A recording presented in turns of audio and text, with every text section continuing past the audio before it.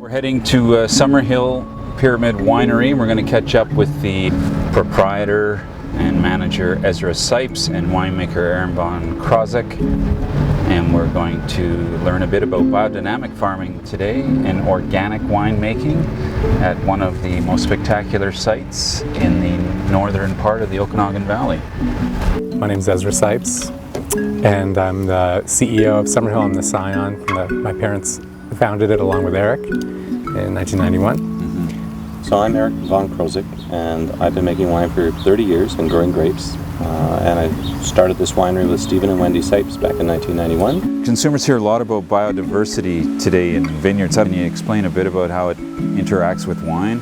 Well, we're in one of the nature preserves at Summerhill right now. It's our wetland preserve. We also have a dry land preserve and a meadow nature habitat. So this is a cooperative with nature approach. It's bringing nature in, and it's trusting nature, and it's trusting that once you establish that biodiversity, you're going to establish an ecosystem that will take care of itself, and pests and disease will be naturally mitigated through biodiversity. Ezra, a couple of decades ago, a lot of people had coffee table books of Napa, Sonoma with these beautiful black earth and green vines growing, and it looks sensational. Your vineyard looks nothing like that today. It's a totally different approach. It is a different approach, and this is how we like it here. I mean, the biodiversity is not just on the ground cover. It's not just plants. It's also in the soil, and this is a really important thing with organic and biodynamic viticulture, is to really establish a living soil. Another difference in this vineyard from some of those glossy shots of vineyards, like look at the color, right?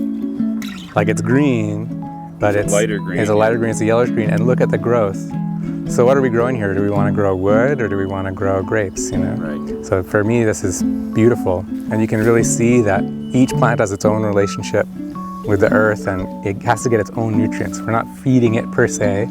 We're creating an environment where it can take care of itself. And then the wine, you know, has that character, has that individual character, and is really grown in harmony with the environment. And then you get a really authentic, true wine that way.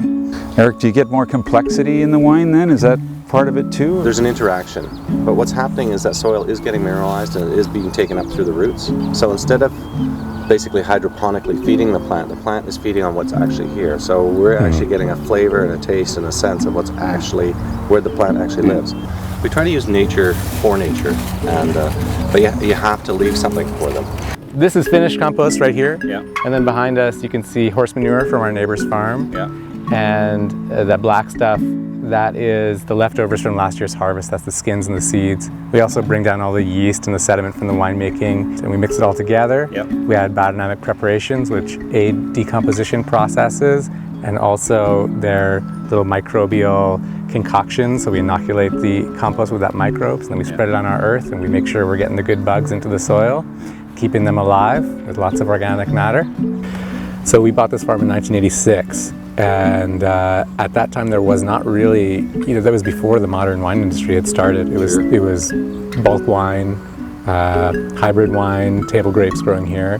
And then after we got here, that was the beginning of the beginning. So my parents were there for all those conversations as growers, and they were inspired by the idea that quality wine could be produced here. There's one writer who as a friend of mine, I admire very much. He calls it ancestral farming. Like, this is our ancestral knowledge. Yeah. And you could argue that it's like, well, how long have humans not understood the ecosystem and their place in it? How long have we been disconnected? How far back in our ancestors do we have to go? Yeah. And I think the answer is different depending on where we come from in the world, is not looking at ourselves as human beings as being apart from nature, but being a part of nature. Sure. And then the winemaking is a natural expression of that, is this collaboration, right? Yeah.